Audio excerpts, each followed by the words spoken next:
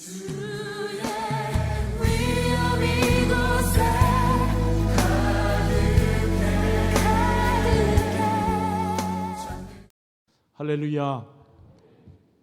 오늘 여러분들과 함께 주님 어떻게 살까요? 그런 제목으로 함께 말씀을 나누어 보고자 합니다. 1957년에 세계 노벨 문학상을 받았던 영국의 서머셋 모험이라고 하는 분이 있습니다.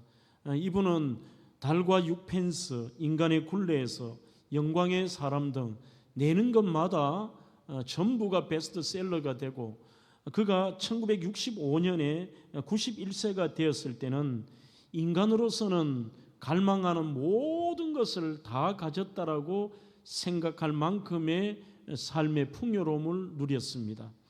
그는 부와 인기와 명예를 가져서 가만히 있어도 전 세계에서 그의 작품을 통해 로얄티가 들어오고, 그것도 돈 자체의 액수가 우리가 생각하는 그 이상입니다. 아직도 91세가 되었지만 한 주에 300통에서 400통 이상의 수많은 팬레터들이 오고, 그 수많은 사람들의 존기와 또 칭송뿐만이 아니라 그가 91세가 되었을 때는 죽기 전에 지중해 연안에 자리 잡은 환상적인 집을 가졌습니다. 그 집에서 지중해 아름다운 풍경이 들어올 뿐만 아니라 모든 가구들이 세계적인 명품이었고, 가구들도 전부 금접시나 음접시를 사용했습니다. 바로 서머셋 모험 한 사람을 위해서 일하는, 그 집에서 일하는 사람만 해도 수십 명이었다고 합니다. 그랬던 그의 집에 아주 신실한 믿음의 사람 조카인 러빈 모험이라고 하는 조카가 아저씨를 방문을 합니다. 그런데 그는 이렇게 이야기를 합니다. 나는 나의 아저씨 윌리가 거두어들인 성공의 대가로 그가 누리고 있는 아름다운 저택, 눈부신 정원, 그리고 값으로 환산하기 어려운 여러 가구들을 천천히 둘러보았습니다. 그는 은빛 접시에 하인들이 시중드는 식사를 하고 있었지만 이 모든 것도 창백하고 지친 얼굴에 그에게는 아무런 의미가 없어 보였습니다. 그리고 그 다음 날 오후였습니다. 자기가 이 신실한 조카가 바로 삼촌에게 큰 글자의 성경을 선물을 했는데, 소파에 몸을 비스듬히 기댄 채 큰 글씨 성경을 읽고 있습니다. 그러면서 조카에게 이 서머셋 모험이 이렇게 이야기합니다. 난 자네가 준 성경을 읽고 있다네. 사람이 만일 온 천하를 얻고도 제 목숨을 잃으면 무엇이 유익하리요라는 말을 읽었는데 말이지, 나는 참 이미 늦었다고 생각이 드네. 난 실패자야. 이제 내가 무엇을 할 수 있단 말인가? 도대체 이제 내가 누구를 믿고 다시 인생을 시작할 수 있다는 말인가? 나는 그저 목숨만 붙어 있지 그저 죽지 않았을 뿐이지 죽은 것과 다름이 없네. 이런 이야기를 했던 것을 조카가 글을 통해서 남겨놓았습니다. 여러분, 죽어가면서 해답을 앞에 두고서도 그 해답을 신뢰하기를 거부하는 한 사람의 비극입니다. 오히려 저는 목회자에게 앞서서 참 어찌 보면 저보다 더 대단한 사람이지만 안타깝다. 그 순간이지만 생명과, 그것도 죽음 이후에 영원한 생명을 자기가 성경을 통해 알았더라면 그 생명의 주인 되신 길이요 진리요 생명이신 예수 그리스도를 마음으로 믿고 입으로 시인하며 예수님의 자녀로서, 하나님의 자녀로서 요한복음 1장 12절의 말씀처럼 영접하는 자고 그 이름을 믿는 자들에게는 하나님의 자녀가 되는 권세를 주셨다고 했습니다. 이 예수 그리스도를 91세라도 영접하고 남은 시간 주님의 뜻대로 주님 기뻐하시는 삶을 살다가 영원한 천국에 가면 늦은 게 어디 있나요?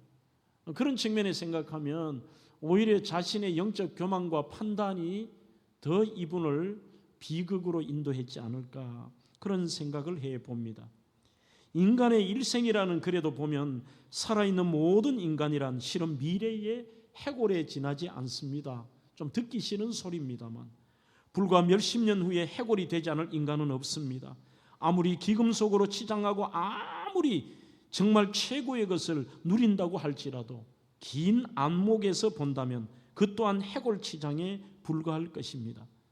살아있는 것 같으나 실제로는 해골일 뿐인 것, 바로 그것이 인생입니다. 이 사실을 깨닫지 못하는 인간은 일생토록 죽음 용품으로 살아갈 수밖에 없습니다. 그러나 인간의 죽음과 인생의 해고림을 자각한 자는 영원히 생명 용품으로 살아가기 마련입니다.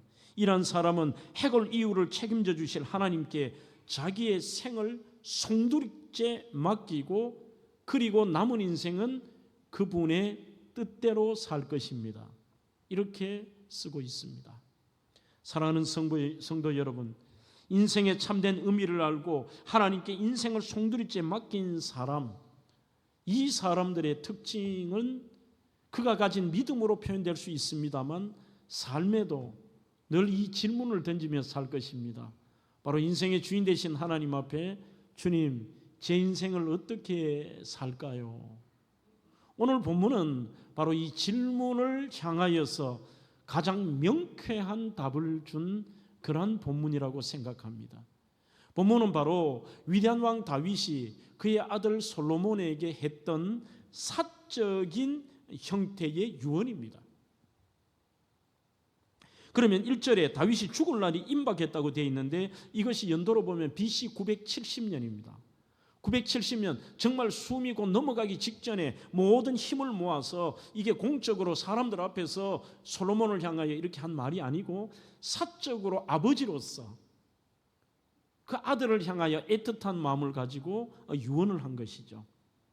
오늘 그는 인생에 대해서 이렇게 이야기를 하고 있습니다. 정확한 판단입니다. 2절입니다. 내가 이제 세상 모든 사람이 가는 길로 가게 되었다고 되어 있습니다. 영어 성경을 보시면 I'm going in the way of all the earth라고 되어 있습니다. 그러니 모든 땅의 길로 자기도 간다고 되어 있는데 시몬 드브리스라고 하는 다윗을 많이 연구했던 사람은 본문을 이렇게 정확하게 원문을 해석합니다. 모든 사람이 죽음을 피할 수 없습니다. 나도 이제 곧 죽을 것입니다. 그래서 이것은 당연한 모든 인생이 바로 그 해고를 향하여 가고 있고 나도 지금 그 임박해 있다라고 표현을 하니까 얼마나 똑같은 이야기 평상시에 의외로 여러분 역대기에도 그렇고 이 열왕기에도 다윗이 아들에게 했던 간곡한 부탁이 많이 나와 있습니다. 그중에 오늘 이 본문은 유언격이고 역대하에도 보면 수많은 말을 하고 있다는 것이죠. 그 중에서도 죽기 전에 유언이라고 하면 더 강력한 메시지일 것입니다. 후계자 솔로몬을 바라보는 다윗의 마음은 어땠을까요? 야, 이제 내가 탁월하고 지혜로운 아들 솔로몬을 후계자로 세웠으니까 신난다, 좀 마음 편하게 눈 감을 수 있다. 그것은 아닙니다. 지금의 상황은 전혀 그렇지 않습니다. 솔로몬이 후계자가 되기까지의 그 과정도 굉장히 우여곡절이 많습니다. 조금 위로 올라가 볼까요?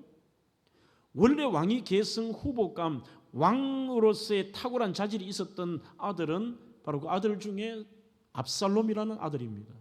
성경에 그의 외모, 탁월함들 얼마나 대단했던지 수많은 사람들이 저 사람이 후계자고 왕감이라고 그러고 심지어 그를 추종하면서 다윗을 쫓아내고 압살롬을 왕으로 세울 만큼 그렇게 마음을 먹을 만큼 매력적인 아들이 있었습니다. 하지만 그 아들이 중요한 것은 그 속에 믿음이 없었다는 것입니다. 인생에 대한 고민이나 하나님의 뜻이나 믿음이 없었기 때문에 오히려 그 자기 잘난 맛에 살다가 아버지를 향한 무서운 쿠데타를 도모하다가 비참하게 죽습니다. 그러나 부모의 마음이 어떨까요? 자식을 먼저 보낸 마음, 남들은 손가락질하지만 저거 부모에게 지가 왕위 뺏고 반역하다 죽은 저 인간 압살롬, 아들이 비참하게 죽고 욕을 먹는 장면들 부모는 참기 어려웠을 겁니다. 여러분들이 이스라엘 성지순례를 가시면 예루살렘 성의 맞은편이 바로 감람산이고 거기에는 수많은 이렇게 관들과 무덤이 있습니다. 그 중에서도 감람산 바로 앞에 길이 있습니다. 기도론 시냇가를 건너서 길이 있는데 이 길들에 수많은 사람들이 다니는 그 중간에 바위를 이렇게 안으로 뚫고 제가 사진이 있습니다만 무덤을 일부러 안 올렸습니다만 그 안에 꽃갈 모양으로 된 무덤이 바로 압살롬의 무덤입니다. 이 무덤은 3000년이 지난 지금도 사람들이 지나가면서 교육의 장으로 삼습니다. 히브리인들이 아들의 손을 잡고 가다가 그 압살롬의 무덤 앞에서는 침을 뱉으라고 합니다. 야, 여기 침 뱉어.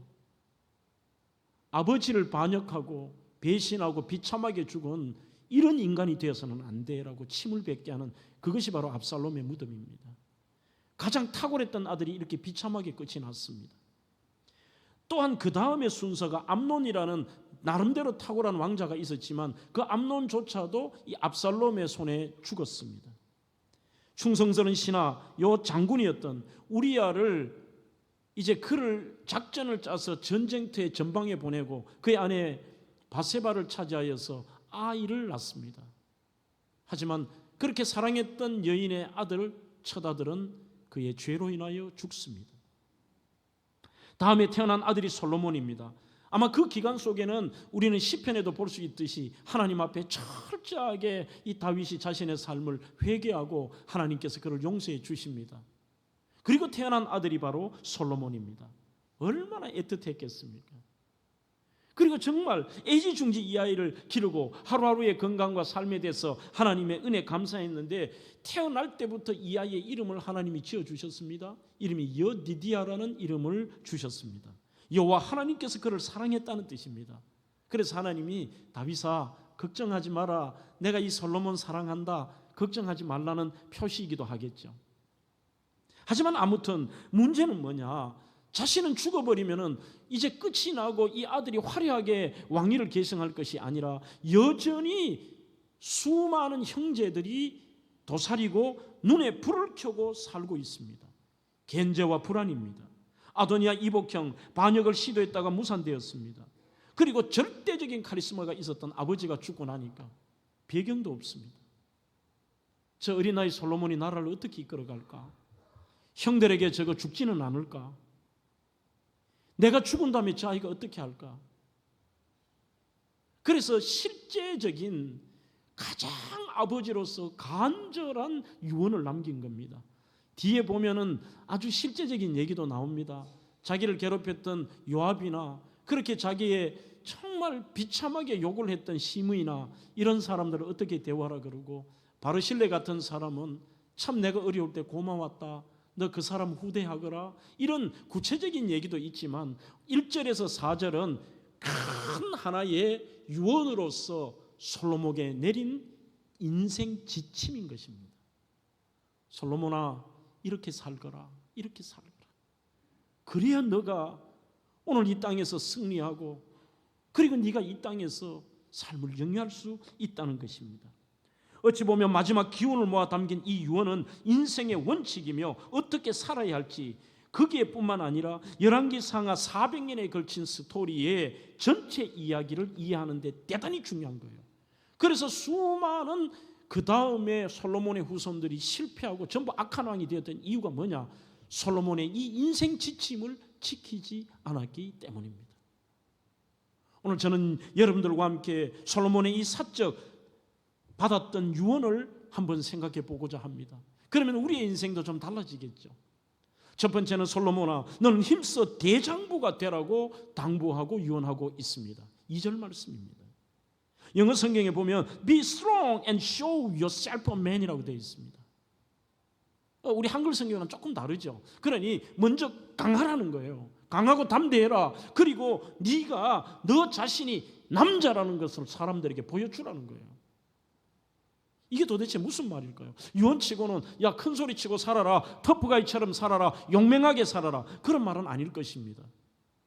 NAB 성경에 보면 take courage and be a man이라고 얘기합니다. 용기 내라, 그리고 네가 사나이가 되라고 얘기합니다.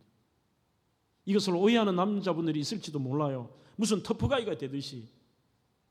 오래전에 우리 저 연예인 중에 그런 분이 있더라고요. 의리 이런 거 있잖아요.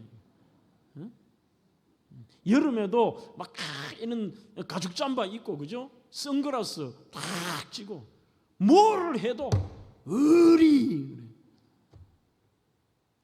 우리 그런 거 말하는 거 아니잖아요.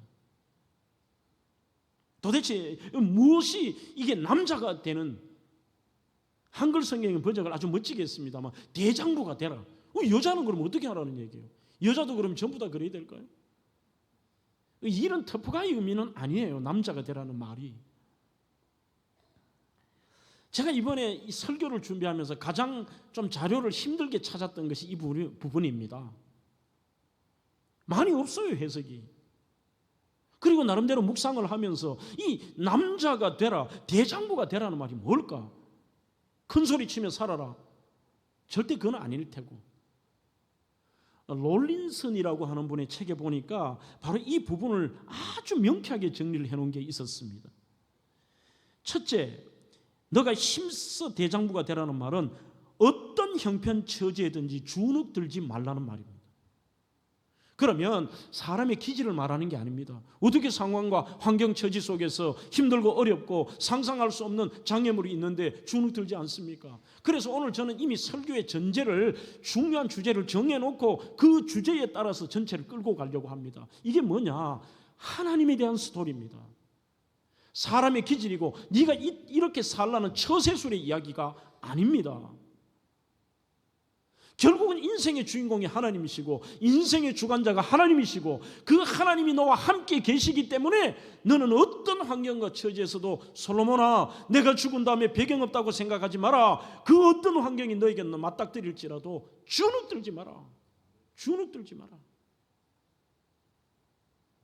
두 번째는 하나님을 의지함으로 빽끈한 그라운드가 있으므로 염려하지 말라는 겁니다. 그냥 단순하게 염려하지 마. 그게 됩니까? 염려라는 말은 헬라의 메립나스라는 말입니다. 자기가 자기의 목을 조른다는 뜻입니다. 누가 조르지 않더라도 사람들은 염려를 안고 살아가지만 그 이유가 뭐냐?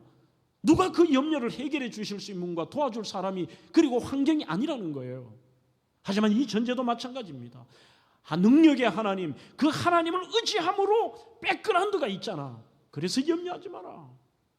세 번째는 하나님이 계심으로 용기를 내 도전하고 헤쳐나가라는 겁니다. 남자답게 주눅 들지 말고 남자답게 염려하지 말고 남자답게 헤쳐나가라. 그 이유는 하나님. 왕이 대권을 잡았다고 좋아서 우쭐댈 일만은 아닙니다. 마음을 단단히 먹어야 됩니다. 이때부터는 용서도 없습니다. 그리고 이제는 판단하기도 하지만 판단받는 입장이 되었습니다.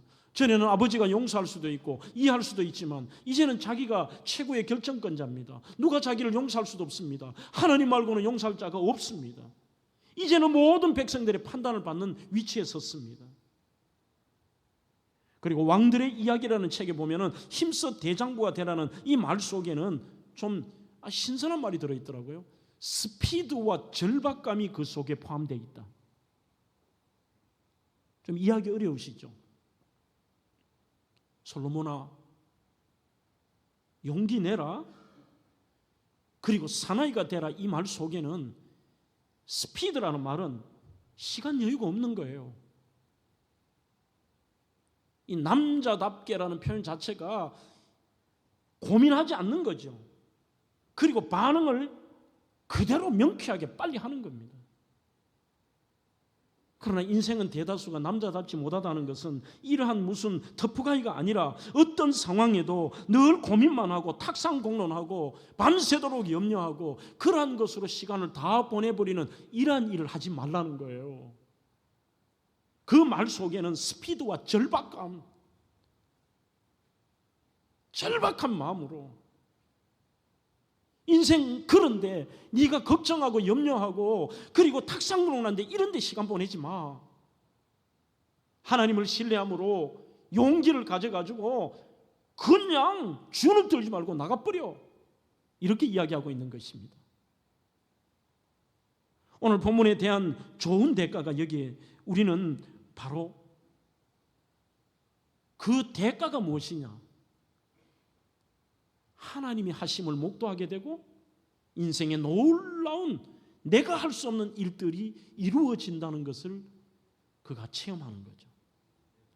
여기에 대한 좋은 해답을 우리는 여호수아 1장에서 얻을 수 있습니다.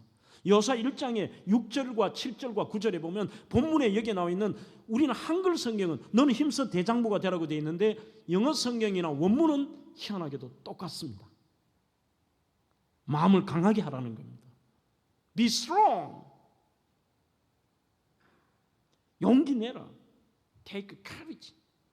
이것을 본문은 힘써라고 되어 있습니다만 그 이유가 여기에 있습니다. 네가 스피드와 절박감을 가지고서 어떤 일이든지 이렇게 해, 그런 기질이나 처세술이 아니라 답을 내리고 있습니다. 여호수아 1장 9절입니다. 마음을 강하게 하고 담대히 하라. 두려워 말며 놀라지 말라. 내가 어디로 가든지. 그렇게 할 수 있는 이유가 뭘까? 강하고 담대하게 두려워하지 않는 이유가 너가 어디로 가든지 내 하나님 여호와가 너와 함께 하느니라. 이것 때문입니다. 하나님이 함께 하시기 때문에. 이 말이 단지 생략될 뿐입니다.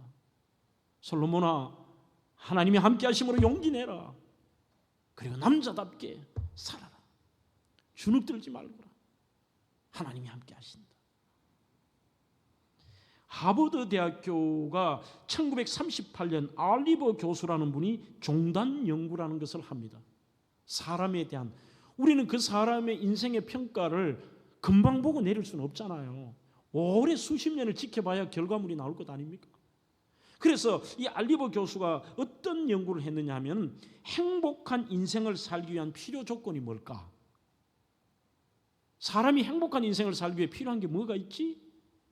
그 연구를 39년에서 42년 사이에 268명의 하버드 법대생들을 하나하나 살펴보고 그들의 인생이 졸업한 다음에 어떻게 되고 그 다음에 어떻게 되고, 이거를 무려 30여 년을 종단 연구를 합니다. 드디어 그 연구가 38년에 시작되었던 것이 1967년 조지 벨런트라고 하는 교수님에 의해서 이제 끝이 났습니다. 결론이 나왔습니다. 행복한 인생을 살기 위한 필요 조건이 뭐가 있느냐? 여기에 보니까 굉장히 조건이 많더라고요. 당연히 알코올, 즉 술을 마시지 않고 흡연을 하지 않고, 그 다음에 앞선 순위에 있는 게 안정적인 결혼 생활. 결혼 생활이 행복할 때에 이게 행복한 인생의 조건이 되고, 그 다음에 뒤에서부터는 좀 저도 반성할 필요가 있더라고요. 규칙적인 운동, 알맞은 체중, 좀 문제잖아요. 67에 74kg. 문제 있는 거죠. 그리고 교육, 연수 여러 가지가 있습니다만 1번이 뭐냐? 행복한 인생을 살기 위한 필요 조건, 조지 벨런트 박사가 30년의 연구 결과가 뭐냐? 성숙한 방어 기제, 이렇게 쓰고 있습니다. 좀 어려운 말입니다. 성숙한 방어 기제. 그러니 누구나 인생은 바다처럼 수많은 풍랑도 있고 문제도 있고 장애물도 있고 고난도 있고 그 형편처지가 어려울 때도 있지만, 행복한 사람은 그러한 문제를 맞닥뜨릴 때에 그것을 방어하는 기제가 남들보다 성숙하다라는 거예요. 문제가 다르다는 게 아닙니다. 그 성숙함이 뭘까 고민하니 이들의 모든 결론은 뭐냐? 성숙한 방어 기제를 하는 사람들의 특징이 신실한 신앙인이었다는 겁니다. 그 문제 앞에서도 오늘 쫄짱부처럼 주눅 들고 두려워하고 힘들어하고, 오늘 이것은 원고에 없습니다만 일부를 드리고 나서 이게 설교의 보람이에요. 내일 수술하는 우리 집사님이, 목사님, 오늘 목사님 설교를 듣고 주눅 들지 않겠대. 괜찮대요. 이게 소위 말하는 성숙한 방어 기제예요. 그 이유가 뭘까? 내가 용기 내겠다는 게 아니라 여호와께서 나와 함께 하심으로, 여호와께서 네가 어디로 가든지 네가 무엇을 하든지 내가 함께 하마라는 그 하나님의 스토리입니다. 하나님이 나와 함께 하신다는 것이 있기 때문에 우리는 힘써 대장부로 살 수 있다는 것이죠. 캐나다의 저널리스트 댄 가드너의 이유 없는 두려움이라는 글에 보면은 우리가 경험하는 대부분의 두려움이 사실에 근거하지 않습니다. 두려움은 매체에 의해서 만들어진 것이고, 두려움은 사실이 아니라 감정이라고 되어 있습니다. 사람의 감정. 그러면 이 두려움이라는 감정을 가질까? 대개 자기 자신에 집착을 할 때 일어난다는 거죠. 나한테 무슨 일이 일어날까? 내가 그것을 어떻게 극복할까? 전부 자기 자신에게 집착하는 거죠. 그러나 어떤 일이 일어날지라도 성숙한 방어 기제는 하나님이 알고 계셔. 하나님이 나와 함께 하셔. 이거는 세상 책에서 소개하지 않습니다만 지금 여러분들이 한번 읽어보셔도 괜찮은 것이 윌리엄 폴령의 오두막이라는 베스트셀러 소설이 있습니다. 여기에 보면 이 책에 예수님과 주인공인 맥이 아주 재밌는 대화가 오고 가요. 서로 대화가 오고 가는데 예수님이 먼저 말씀을 하십니다. 너는 깨달아야 한단다. 너가 실패를 상상하는 것은 두려움의 지배를 받기 때문이야. 그때마다 내가 너와 함께 있다고 생각해. 이렇게 얘기를 해요. 그 두려움이 올 때마다 문제 앞에 내가 너와 함께 있다 생각해라. 그러자 맥이 질문합니다. 그렇다면 주님, 저는 왜 그렇게 자주 두렵습니까? 주님이 나와 함께 한다는 거 아는데 왜 두렵냐는 거예요. 그러자 예수님이 이렇게 대답하십니다. 그 이유는 너가 믿지 않기 때문이요. 너는 내가 너를 사랑한다는 것을 알지 못하고 있어. 두려움으로 사는 사람은 내 사랑 안에 있는 자유를 발견하지 못한단다. 너는 인생의 두려움을 극복하기 위해 두 가지를 믿어야 한다. 그래요. 인생의 이 두려움을 극복하고 정말 힘써 대장부가 되는 방법 두 가지가 뭐냐? 오늘 여러분들 이것을 마음에 새기고 가십시오. 첫째, 내가 얼마나 선하다는 것, 이것을 믿어야 돼요. 이 선하다는 말이 원문으로는 터브라는 단어죠. 좋다는 뜻이에요. 내가 얼마나 좋고 내가 얼마나 너에게 좋은 것만을 준다는 것, 그거 믿어야 돼. 그리고 두 번째는 내가 너를 항상 사랑한다는 것, 내가 너를 항상 사랑한다는 것, 이거 믿어야 된다는 겁니다. 두 가지요. 그랬을 때 두려워하지 않고 우리는 당당하게 살아갈 수 있는 것입니다. 두 번째, 다윗이 자기 아들 솔로몬에게 간절한 사적 유언이 뭐냐? 솔로몬아 하나님의 말씀대로 살아보거라. 하나님의 말씀대로 사는 것만이 형통의 인생을 살 것임을 3절에서 유언하고 있습니다. 내 하나님 여호와의 명령을 지켜 그 길로 행하여 그 법률과 계명과 율례와 증거를 모세의 율법에 기록된 대로 지키라. 그리하면 내가 무엇을 하든지 어디로 가든지 형통하리라. 그래요. 희한하게도 여러분, 성경은 하나님께서 순종해라, 말씀대로 지켜 행하라 할 때는 꼭 그 뒤에는 복이라는 것이 구체적으로 따라옵니다. 어떤 분은 이렇게 질문합니다. 목사님, 나는 진짜 하나님 말씀대로 순종하며 살았는데도 왜 이 땅의 복도 못 받을까요? 그것은 왜 그렇습니까? 먼저 이 땅의 복이 우선적인 것이 아닌 것이 있고, 그 다음에는 정말 자기가 온전하게 하나님의 말씀대로 살았느냐, 자기 착각인 거죠. 한번 예를 들어보겠습니다. 신명기 7장 12절로 13절에 너희가 이 모든 법도를 듣고 지켜 행하면 13절에 이런 복을 얘기하십니다. 첫 번째, 곧 너를 사랑하고 와 헤베카, 너를 친히 사랑할 것이다. 이게 직역입니다. 네가 모든 법도를 지켜 행한다면 내가 너를 친히 사랑한다. 두 번째, 복을 주사 우베라크카, 그가 너에게 복을 주실 것이다. 세 번째, 너로 번성하게 한다. 웨히르베카, 그가 너의 좋은 모든 것을 그 다음에는 많게 하실 것이다. 많게 하실 것이다. 이것이 바로 말씀대로 사는 자만이 받는 복입니다. 다윗은 인생의 모든 복이 하나님의 손에 달려 있음을 너무도 잘 알고 있었기에 형통을 원한다면 솔로몬아, 철저히 하나님의 말씀대로 살아보거라. 여러분, 대부분의 분들이 어느 정도는 하나님의 말씀대로 살지만 오늘 광야에서 문제가 생기거나 삶에 고통이 왔을 때는 그 말씀대로보다는 쉬운 길과 빠른 길을 가려고 할 때가 많습니다. 존 비비어의 광야에서라는 책에 보면 우리가 지금 금요일마다 하는 이 요셉에 대해서 아주 상세하게 적어 놓았습니다. 그는 이렇게 얘기합니다. 요셉의 특징이 뭐냐?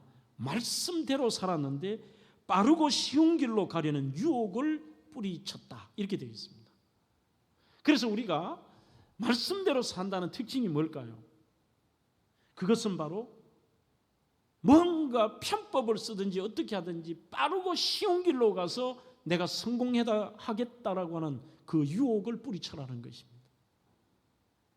복 있는 사람, 형통한 삶이 되려면 어떻게 해야 될 것이냐? 그 답이 바로 시편 1편 1절로 6절에서 잘 나와 있습니다. 여기에 대한 해석이 책을 하나 더 소개해 볼까요? 단단해지는 시간이라는 김영준 목사의 책에 보면 삶이 흔들릴 때 붙들어야 될 우리의 영적 원리를 소개합니다. 흔들릴 때 첫째, 하나님이 1순위인 삶을 살아야 됩니다. 하나님이 1순위. 말은 우리는 하나님을 믿는다고 하고 그분을 의지한다고 하지만 그분이 내 삶의 1순위가 될 때 그것이 우리의 삶을 붙듭니다. 그리고 저희들이 말씀대로 살게 만듭니다.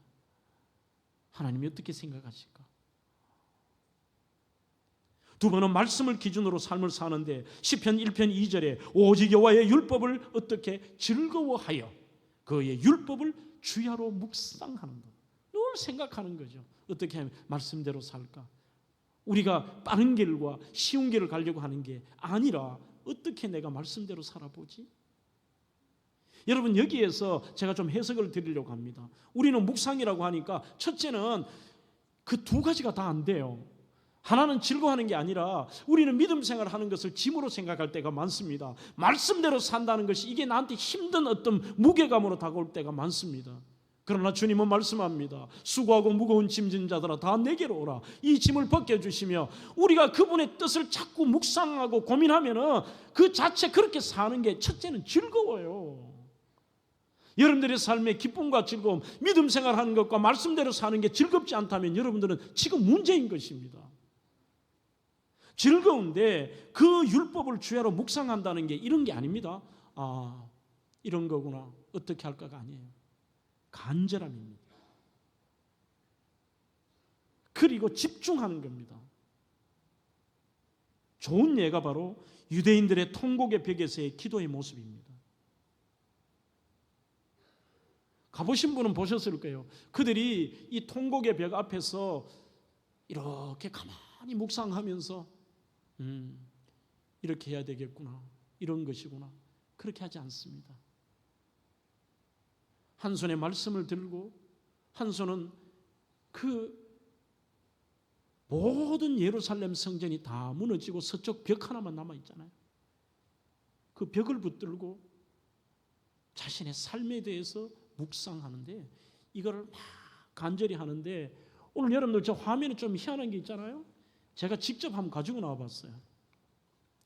저분 지금 유대인이 팔에 감고 있는 것을 테필라라고 합니다. 바로 이것입니다. 실제 제가 성지에 가서 이 상당히 비싸더라고요. 한번 사와 봤습니다.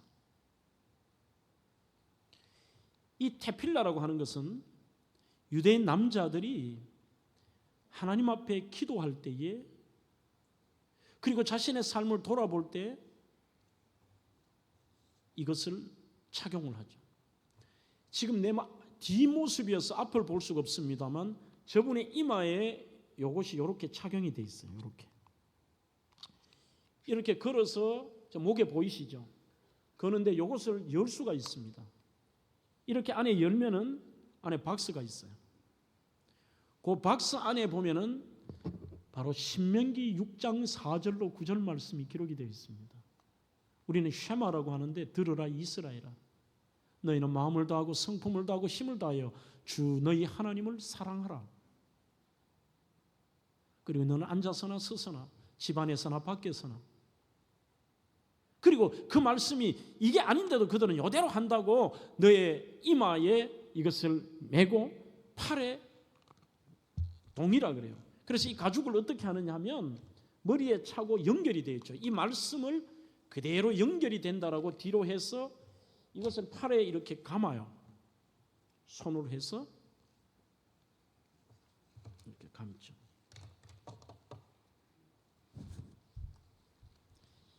이걸 아주 강하게 감아요.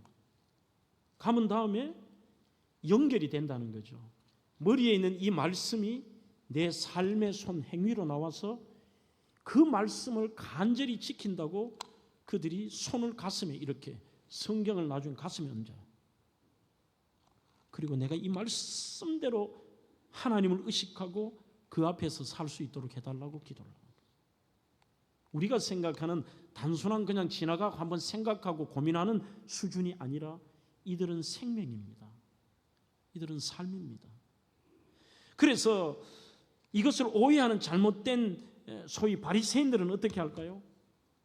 그 삶에 대해서 말씀대로 산다는 것을 하나의 율법으로 생각합니다. 오늘 또 말씀, 규례, 계명, 율례, 증거, 명령 이거를 지켜라 이렇게 얘기하니까 하나의 이것이 하나님 먼저와 그분의 우선순위와 하나님의 뜻이 중요한 게 아니라 그 법만을 지키는 오해를 하고 있던 거죠. 613가지의 법을 요거 지켰다. 안식일 이래 지켜야 되지. 노동하면 안 되지. 이거는 이래야 되지. 이게 아니에요, 여러분. 지금 율법의 정신이에요. 나는 오늘 어느 정도로 하나님의 임재를 의식하며 살았느냐. 의외로 여러분들 이런 공부를 해보면요, 제가 미국에서 청년들을 가르칠 때에 이것을 한번 숙제를 내봤어요. 너희들이 하루 종일 하나님이 나와 함께 하심을 얼마나 의식하며 살았나고 하니까 저 자신도 의외로 너무도 우리는 하나님을 의식하지 않고 사는 시간이 많았다는 거예요. 그래서 여러분 말씀대로 산다는 거, 신앙은 유대인들처럼 율법 하나를 지키고 체크한다 이걸로 구원받는 것이 아닙니다. 그렇게 사는 것이 아닙니다. 그의 인생이 성공하는 게 아닙니다. 그러면 무엇일까요? 자, 저는 오늘 이렇게 한번 정리해 봅니다. 말씀대로 산다는 게 뭘까? 그것은 하나님의 눈을 의식하며 그 앞에 사는 거예요. 우리 하루 종일토록 그분의 감시를 받는다는 게 아니에요. 내가 그분의 뜻을 생각하고 그분을 의식하며 사는 거죠. 어려운 점에도 그분이 계시니까 힘을 얻고, 죄된 자리에 있을 때도 그분을 의식하니까 그 자리에서 나올 수 있고요. 그분이 우리를 지켜보고 계십니다. 성경 한 군데를 빨리 찾아보겠습니다. 역대상 28장입니다. 여기에 또 솔로몬에게 가르친 다윗의 교훈이 나옵니다. 역대상 28장입니다. 우리 찾으셔서 저와 여러분들이 함께 읽으면 좋겠습니다.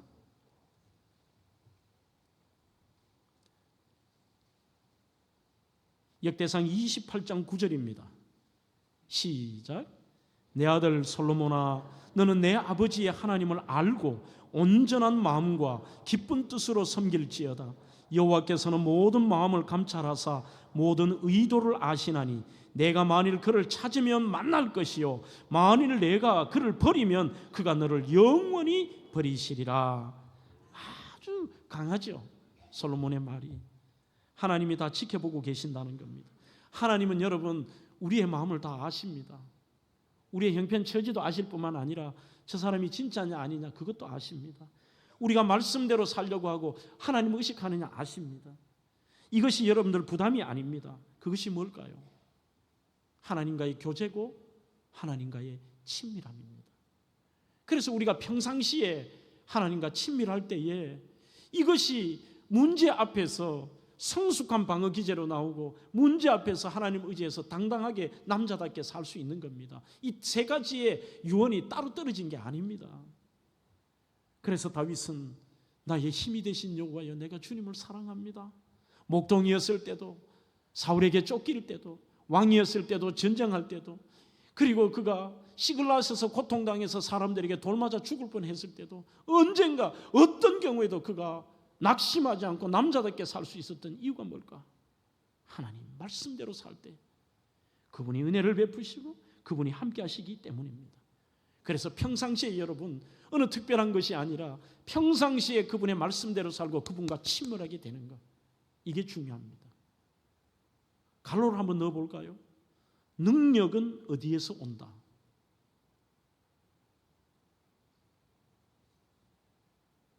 앞에 제 설교의 원고에서 이미 여러분들에게 말씀드렸습니다. 능력은 친밀함에서 옵니다. 하나님과 친한 거. 나 하나님과 친해요. 나 대통령과 친해 그래도 굉장히 우리나라에서 힘을 쓰는데 하나님과의 친밀함. 내가 말씀대로 산다는 것, 그분 의식하며 그분과 친한 것입니다. 마지막으로 하나님 앞에 진실이 행하라고 당부하고 있습니다. 4절 말씀입니다. 여호와께서 내 일에 대하여 말씀하시기를 만일 내 자손들이 그들의 길을 삼가 마음을 다하고 성품을 다하여 진실이 내 앞에 행하면, 이렇게 되어 있습니다. 에메트라는 단어입니다. 확고하다는 뜻입니다. 전인적이고 실제적이고, 그리고 겉과 속이 같다는 뜻이에요. 바리새인을 그들은 철저하게 주의를 지켰습니다. 지금으로 말하면. 그러니 안식일도 지키고 11조도 철저하게 하고 구제까지 하고 하루에 3번 기도까지 하고 너무나도 율법을 13가지 잘 지켰는데, 왜 주님께서 이 회칠한 무덤아, 독사의 자식이라는 강력하면서도 안타까우면서도 심한 말을 하셨을까요? 여기에 걸리는 거예요. 뭔가 하는 것처럼 하고 교회도 다닌 것처럼 보이는데 엉터리인 거예요. 척하는 거죠. 전부. 믿는 척, 경건한 척, 잘난 척, 행복한 척, 사랑하는 척, 감사한 척, 경건한 척. 솔로몬아, 진실되게 살아라. 진실되게. 하나님은 네가 마음 다하고 성품 다하고 진실이 하나님 앞에 행하는 거 안다. 그래야 은혜가 임하고 너에게 놀라운 복이 임해. 진실해라. 릭 비젯은 척하지 않고 내 모습 그대로 살기라는 진실함의 책에서 이렇게 얘기합니다. 의외로 이 시대에 가장 문제 있는 그리스도인이 뭐냐? 페이크 크리스찬이라는 거예요. 척하는 그리스도인. 우리 이런 거 많잖아요. 형식, 체면, 허세, 거짓, 위제된 삶, 겉과 속이 다르고 말과 행동이 다르고. 이것은 아니죠. 히브리서 10장 22절에도 참 마음과 온전한 믿음으로 하나님께 나가자. 여기서 참이라는 단어도 에메트를 씁니다. 우리의 마음이나 모습이나 말이나 행동이나 똑같은 거예요. 하나님은 우리를 감찰하십니다.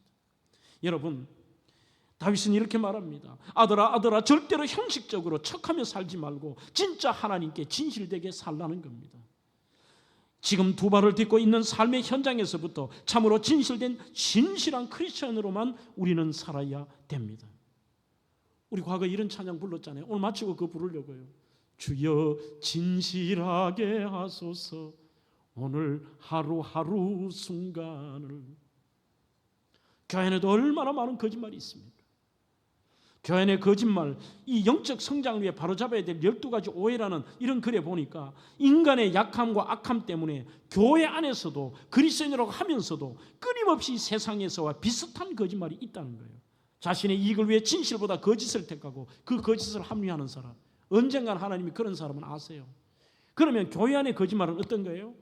세상처럼 완벽한 거짓말은 안 해요. 성도들이 약간의 진실과 약간의 거짓이 섞여 있어요. 여기. 그래서 우리는 이런 것조차도 이제는 좀 바꿔야 돼요. 좀 진실하게. 저는 성도들 중에 가장 많은 거짓말이 이런 거짓말, 우리 교회는 안 하기를 바랍니다. 뭐 조금 사람이 어렵고 힘들면 이렇게 얘기해요. 그래 김 집사 기도할게. 그래. 지 기도도 안 하는데 언제 기도한단 말이에요. 전부 그냥 말하기 제일 좋은 게 기도할게요. 목사들도 이런 거짓말 얼마나 하는지 몰라. 기도할게요. 그래서 저는 또 다른 데 집회를 가도 꼭 그래 부탁하는 사람이 있어요. 그건 뭐 안 돼요. 그거는. 목사님 이건데 기도해 주세요. 강사 목사님 이거 한데 우리 교회를 위해 기도해 주세요. 저 대답 안 해요. 솔직히. 근데 우리 성도들 기도하기 바쁜데 솔직히 기도할까요? 그럼 요게 정답이겠지. 예, 제가 딱 한 번 기도할게요. 뭐 이럴 수는 있겠지만. 아니 우리 기도도 내 기도도 많은데 제가 그분 기도. 그래서 여러분들이 정말 힘든 분에게 그래 기도할게 할 때는 내 기도 내려놓고 그분 기도 하는 거예요. 하나님 아세요. 그때 하는 말이 나의 간구할 거, 내 거는 하나님이 아신다는 거예요. 수시로 하는 말이. 대구에는 목사님도 그러시더라고요. 뭐 수시로 볼 때마다 장 목사님 사랑해요. 축복해요. 언제 제가 밥 한 끼 살게요. 20년이 됐는데 아직도 안 샀어요. 그런데 원래 은퇴하신다더라고요. 이것도 거짓말 아니에요?